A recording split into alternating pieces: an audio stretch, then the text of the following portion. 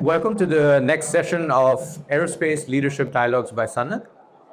My name is Tej Mehta, and I'm the Director of Strategy for Sanat Group. And today I'm joined by my good friend, the CEO of Safran Emirates, Mehdi Bushna. Mehdi, welcome. Thank you, Taz. Thank you very much. Before we get into it, maybe just tell the audience a little bit about yourself and what you do here at Safran. I joined Safran here in the country. It was in 2016. I was the regional manager for the helicopter engines. I think like most of everyone, I came here maybe I told myself for 2, 3 years. I ended up now almost 10 years. 2 years and a half ago, I became the CEO of Safran Emirate here. And for those who doesn't know, like Safran, it's a prominent French company in aerospace industry and defense as well. Thank you, Mehdi.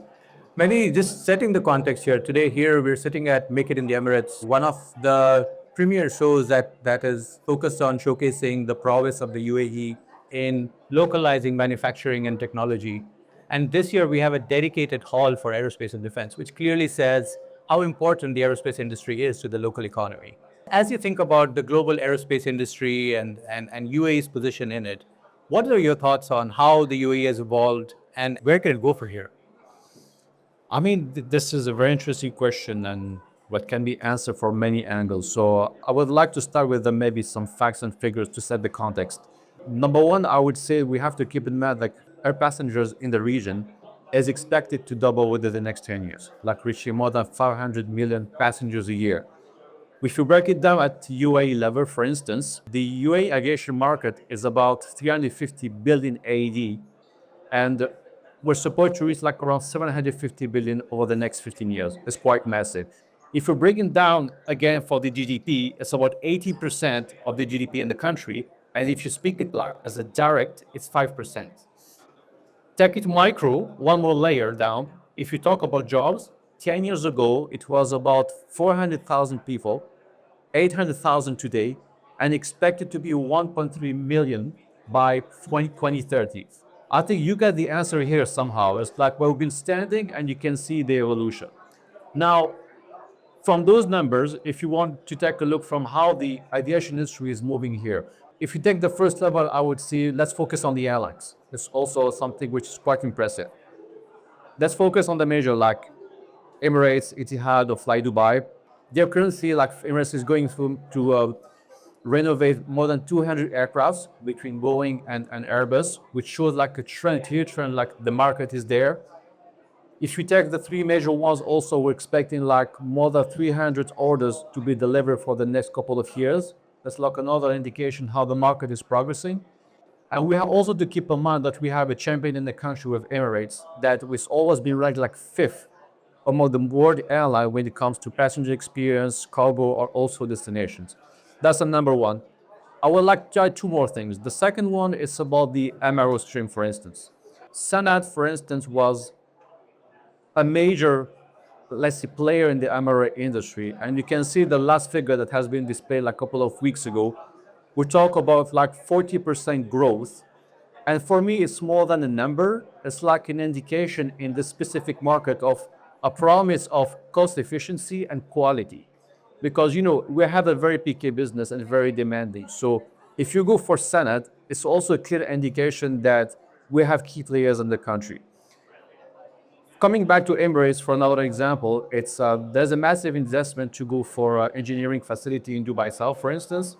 It also shows a trend how the market is evolving at the same time. So if Emirates is investing in this facility, I think at the same time it's also going through sort of consolidation of the market. It's like getting into the value chain. I'm not only an airline, I'm gonna do the MRO to pick up on my skills, provide the best services for myself, reduce my TAT, and in the long run, maybe to be a service provider for other airlines. The last thing I would say is about the infrastructure. Everyone saw the announcement about DWC Airport, which is going to welcome 260 million passengers a year, which is going to be ranked at the center of the first airport in the world. Yeah, I think if you summarize it in those three aspects, I would say it's growth and consolidation of the market that we can observe currently.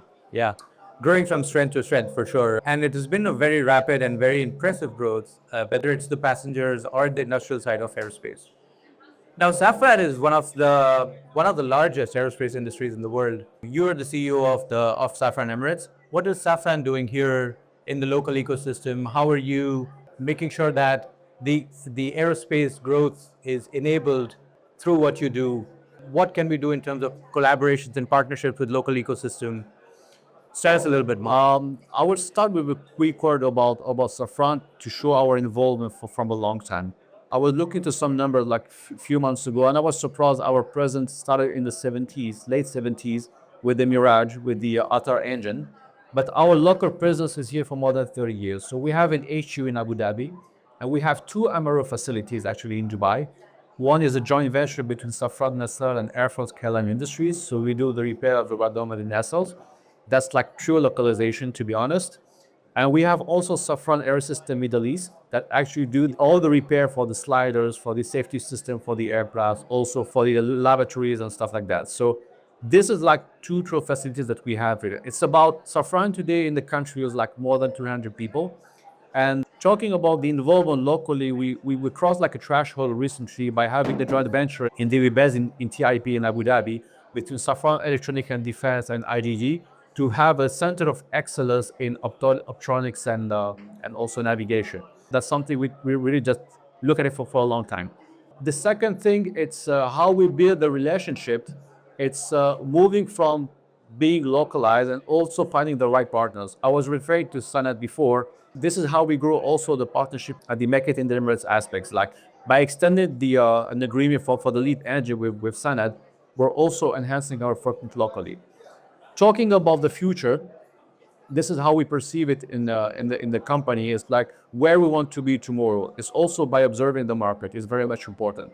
So in November 2024, we signed an agreement with Mubadala actually called the Strategic Framework Agreement to see how we can work together and how we can build the future together locally. There is fire mainstream, which is the NRO, which is also the manufacturing, mainly focused on the engines.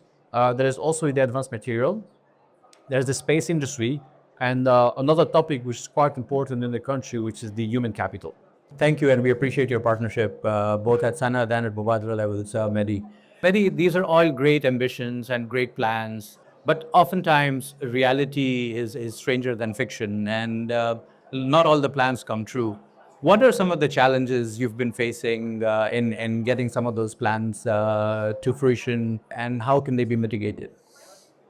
So challenges, I will put it at one level, I would say. When you try to open a business in the UAE or to explore some potential markets here, I think we have a lack of knowledge where we have to do it. How much does it cost? Is the business sustainable? Is it profitable? It's quite vague, to be honest. So sometimes it's like hunting for the answers to find them or finding the right people with who you can work. So I would say this is the biggest challenge. And for me, how to fix it, this is like my personal opinion. It's if we have like a one-stop shop where we can just go and tell them this is our project to do something locally, or maybe find the right partner. What are the criteria? Why is it competitive? Because in the end, we're not a charity, I would say. So we hate to try to make a profitable business, and we'll be always happy to support the country. But in the end, how we can make it in the best way, if it's like a joint venture, how we can make it win-win. If it's like a standalone company, how we're gonna make it profitable and competitive at the same time. You talked about human capital as one of the key enablers of developing the industry further. What is going on in the local talent ecosystem? I hear from everyone, whoever I talk to, that it's hard to recruit talent, it's hard to find qualified people. How can we as an industry enable this and make sure that this doesn't remain a pain point for the long term? I would say the first statement is right. Okay, it's quite challenging, but I think we have to break it down in two aspects. When we talk about local talent, when it comes to corporate like jobs, like HR, marketing, or stuff like that, I think there's great talents locally and we can find them. I think the challenge is more about the technical stuff. First of all, we don't know how to find them. That's scarce. That's number two. And there's also a problem with retention, I guess. Yeah. So first of all, we need to trigger the interest and finding people that somehow when you tell them it's a technical job, they link it by being like a blue collar, which is not like motivating at some point. And I think like the incentive is not about like money in the end or tell them that you're going to work in a big company. I think they need to subscribe to a project, especially when you speak about aviation. The biggest challenge is to ramp up the skill over time. It's not about like, I'm gonna hire you, I'm gonna lose you tomorrow. I'm investing in you. And this is the purpose of working for such company. So what I think, one of the pathway that can be explored is maybe to push people to go like as a trainee abroad in our companies, to feel the company, to feel the product, to feel that they're part of something, and to see it's not just beyond like being a technical person, but there is a future within the company, and to embrace the values. So when we reach that, I think it can be one of the components that can approve the idea of like finding talents and make sure that they can get loyal to us. Yeah. So rotational programs, making them excited about the future and so on. Finally, Mehdi, what advice would you give to a young engineer who wants to join the aerospace industry? You should be driven by passion. I mean, I can talk about my son. When I was young, 6 years old, I always wanted to be a pilot. Dream didn't come true because I was nearsighted. And back in the day, it was disqualified immediately. So, driven by passion, you should also be driven by a clear purpose and goal of what you want. That's very much meaningful. You have to be disciplined at your university and your skills and be consistent. If you do that and you have clear like vision of what you want, believe me, you can do whatever you want. It can be aviation, it can be any other field. Mehdi, it was great chatting with you. Thank you very much for your time. Thank you, Taj. Thank you.